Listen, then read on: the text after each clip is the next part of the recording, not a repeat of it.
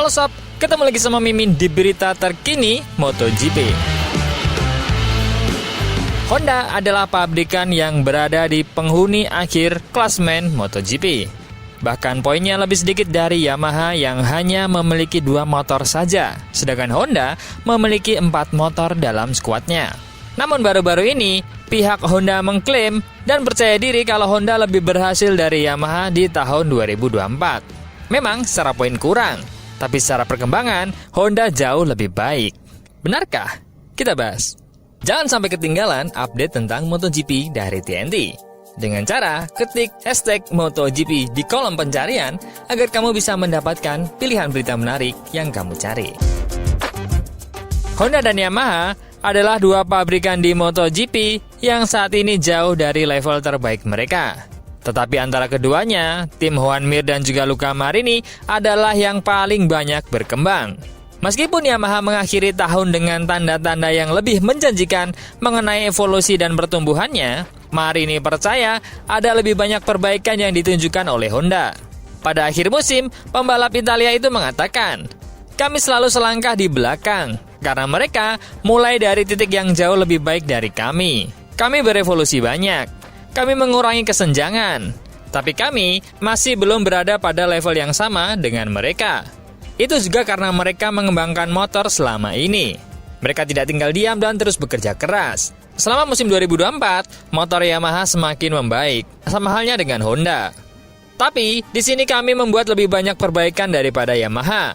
Mereka memulai dari titik yang lebih tinggi, terutama dengan Quartararo yang mengenal Yamaha dengan sangat baik dan dapat membawa motor ke batas limitnya." Dan tak hanya bagi Luca Marini, Alberto Puig juga menjelaskan bagaimana misi mereka. Honda mengalami musim MotoGP 2024 dengan buruk. Manajer tim Alberto Puig berjuang dengan hasil dan praktik buruk dalam ketekunan. Pembalap Spanyol ini memiliki harapan yang tinggi dalam tim uji yang baru dibentuk. Honda kalah di musim MotoGP 2024 dengan RC213 V Jepang, tidak bisa berbuat apa-apa melawan kompetisi Eropa yang sangat kuat. 2 pembalap pabrikan Joan Mir dan Luca Marini mendarat di peringkat keseluruhan 21 dan 22 dan dengan demikian mengambil 2 posisi terakhir di pilot reguler. Satu-satunya hasil terbaik adalah pembalap LCR Honda, Johann Zarco, mampu mencapai beberapa hasil terhormat di musim lalu. Dia berhasil mencapai Q2 beberapa kali dan juga masuk ke dalam 10 besar dalam balapan. Pada paruh kedua musim ini, sepertinya upaya besar Honda akhirnya terbayar. Namun, tuntutan produsen sepeda motor terbesar di dunia itu tak hanya sampai di situ. Itu tidak mudah, dan hasilnya bukan yang kami harapkan.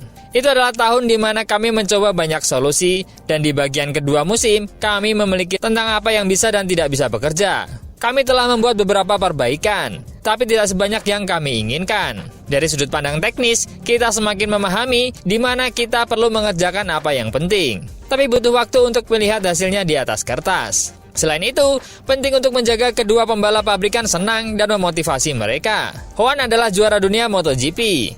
Situasi saat ini tidak menyenangkan baginya. Motor tidak berada pada level yang diinginkan. Dia mengalami beberapa kejatuhan. Karena jika Anda seorang juara, Anda berkendara hingga limit dan ingin mencapai hasil yang terbaik. Kami berharap dia akan mempertahankan motivasinya, bahkan di masa-masa sulit. Sedangkan Luca Marini bergabung dengan Honda pada 2024. Dia beralih dari motor terbaik di grid awal, Ducati Desmos Edisi, ke RC213V yang statusnya terpuruk. Pada sepertiga terakhir musim, saudara tiri Valentino Rossi ini mampu melihat sedikit tren naik seperti yang dia telah tekankan. Dia sangat analitis dan tidak memiliki batasan untuk pekerjaan itu. Dia bisa bekerja 24 jam karena dia mencintai apa yang dia lakukan. Dia adalah pria yang baik dan sangat hormat. Faktor penting dalam menemukan koneksi di MotoGP adalah tim uji yang baru dibentuk. Dengan Alex Espargaro, Honda telah membawa pembalap cepat di Aprilia untuk 2025 dan juga pilot utama LCR Takaki Nakagami pindah ke peran pembalap uji. Selain itu, Steven Bradl dari Jerman akan terus tersedia untuk Jepang. Alex masih super cepat dan dia memiliki pengalaman yang sangat penting. Taka juga cepat, pada tingkat yang sama dengan Alex Espargaro. Dan kami memiliki Steven Bradl. Dia mungkin tidak secepat keduanya, tapi dia tahu tim dan sepeda motor dengan sangat baik. Tim uji baru ini adalah langkah besar bagi kami. Namun, pekerjaan orang-orang baru di Honda diberikan wejangan dari Gigi Dalikna bahwa Romano Albesiano yang didatangkan dari Aprilia memiliki tantangan besar karena dia harus berurusan dengan mentalitas dan filosofi kerja yang berbeda di Honda. Salah satu orang utama yang bertanggung jawab atas evolusi dan pengembangan Ducati Desmo Swedishi yang kini telah memenangkan 3 gelar berturut-turut kejuaraan dunia MotoGP, Gigi Dalikna terus mengawasi kompetisi dengan pandangannya yang ditetapkan pada Honda dan direktur teknis baru. Dia meramal akan banyak mengalami kesulitan. Tim Jepang ingin kembali ke performa terbaik dan mereka menandatangani Romano Albesiano dari Aprilia. Tapi CEO Ducati itu percaya bahwa rekan senegaranya akan memiliki tantangan besar di hadapannya. Bahkan, jika dia memiliki beberapa sumber keuangan yang besar untuk bekerja. Tantangan Romano sangat besar. Secara finansial, dia pasti akan memiliki banyak kemungkinan. Tapi, dia juga harus berurusan dengan mentalitas dan filosofi kerja yang sama sekali berbeda. Saya tidak berpikir itu akan mudah. Butuh waktu untuk mendapatkan struktur dan berjalan. Dalikna juga menjelaskan bahwa mungkin perlu beberapa saat untuk ide-ide dan visinya bisa dipraktekkan. Karena, seperti yang dia katakan dan tekankan, sejumlah faktor perlu diselaraskan. Anda membutuhkan orang yang tepat untuk dapat mengekspresikan ide, konsep, solusi baru, dan itu tidak terjadi dalam semalam. Selain Gigi Dalikna, Zarco sang pembalap terbaik Honda pun juga menambahkan bahwa dirinya lebih berhasil bersama Honda daripada KTM. Dengan meninggalkan Ducati dan bergabung dengan LCR Honda untuk musim 2024, Zarco telah menyerah dalam perebutan podium dan menceburkan dirinya ke dalam pekerjaan yang lebih dalam untuk membantu sebuah merek berkembang. Tantangan ini sama dengan tantangan yang dia tetapkan pada 2019 ketika dia bergabung dengan KTM, yang saat itu masih dalam tahap pembangunan, setelah 2 musim pertama yang menjanjikan bersama tim Yamaha Tech 3. Pertaruhan itu ternyata gagal total, dengan Zarco meninggalkan tim sebelum akhir musim dan mengarah ke periode awal dengan LCR dan kemudian kedatangannya di Ducati. Pria Prancis itu memiliki waktu yang jauh lebih baik selama kampanye 2024 yang rumit di Honda. Targetnya yang sederhana harus direvisi ke bawah sebelum dia membuat beberapa kemajuan di akhir. Zarco juga menemukan inspirasi baru dalam perannya. Saya keluar dari sana dengan perasaan yang jauh lebih bahagia dan lebih termotivasi daripada yang saya pikirkan setahun lalu. Saya takut mengalami penurunan, ternyata tidak. Kemudian, itu juga merupakan sebuah visi, tantangan pribadi yang belum berhasil saya menangkan pada 2019 bersama KTM. Sekarang, saya telah membuka beberapa pintu baru yang sangat menarik. Seperti yang saya katakan, motivasinya cukup kuat dan saya berharap langkah mundur ini akan membantu saya melangkah lebih jauh. Itu akan menjadi yang terbaik. Saya sangat senang dengan hal itu. Bertahan dengan Ducati cukup sulit karena semua motornya cukup cepat. Jadi penilaiannya tidak sama. Saya telah menerima tantangan berbeda dan sedikit meningkat, yang merupakan hal positif tahun ini. Namun, menghadapi tantangan ini tidak selalu mudah sepanjang musim. Performa Honda yang kurang baik membuatnya sulit untuk membuat analisis yang tepat. Zarco terkadang tidak yakin apakah tunggangannya dapat ditingkatkan atau sudah mencapai batas kemampuan motornya. Meski begitu, dia menemukan sebuah metode yang memungkinkan untuk berkonsentrasi penuh pada performanya di lintasan, tanpa berusaha menggantikan para insinyur.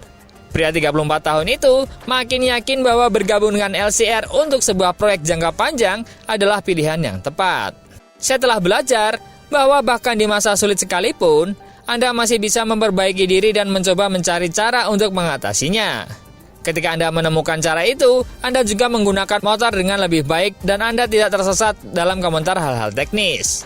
Teknik adalah untuk para insinyur, bukan untuk para pembalap. Saya ulangi, jika para insinyur di Jepang, yang mungkin adalah yang terbaik, tak bisa menemukan jawabannya dengan segera, sebagai rider kami juga tidak bisa menemukan karena kami tak lebih baik dari para insinyur. Kami jelas kurang cerdas dibandingkan mereka. Zarco berkomitmen untuk jangka panjang dengan Honda dan LCR, di bawah kontrak hingga akhir 2025, tetapi dengan opsi untuk tetap tinggal pada 2026 dan sudah mengincar 2027. Dia telah menemukan keseimbangan yang tidak didapatkan di Ducati. Keselarasan ini tercermin dalam tugasnya di Honda sehari-hari, di mana dia tak hanya membalap dengan motor MotoGP saja, tapi juga terus mengasah kemampuannya dengan motor produksi massal. Tim saya bekerja dengan baik dan musim dingin akan berlalu dengan cepat. Rencana perjalanan saya akan lebih banyak untuk bersenang-senang daripada musim dingin yang lalu. Karena tugas saya sekarang berbeda. Bahkan di atas motor CBR. saya merasa cukup baik. Jadi saya akan menggunakan sensasi yang baik ini untuk bermain dengan kemahiran, bermain dengan sudut, kecepatan yang akan sangat berguna bagi saya. Namun, di balik itu, Fabio Quartararo di Instagram pribadinya memposting bahwa tahun 2022 mengubahnya, tahun 2023 menjatuhkannya, 2024 dia mempelajarinya, dan 2025 dia akan kembali. Wah, kembali kemana nih? Apakah Fabio mengetahui hasil mesin V4 yang sudah kencang? Apakah benar Honda sudah lebih baik dari Yamaha? Atau Yamaha masih lebih baik? Menurut teman-teman gimana nih? Coba komen.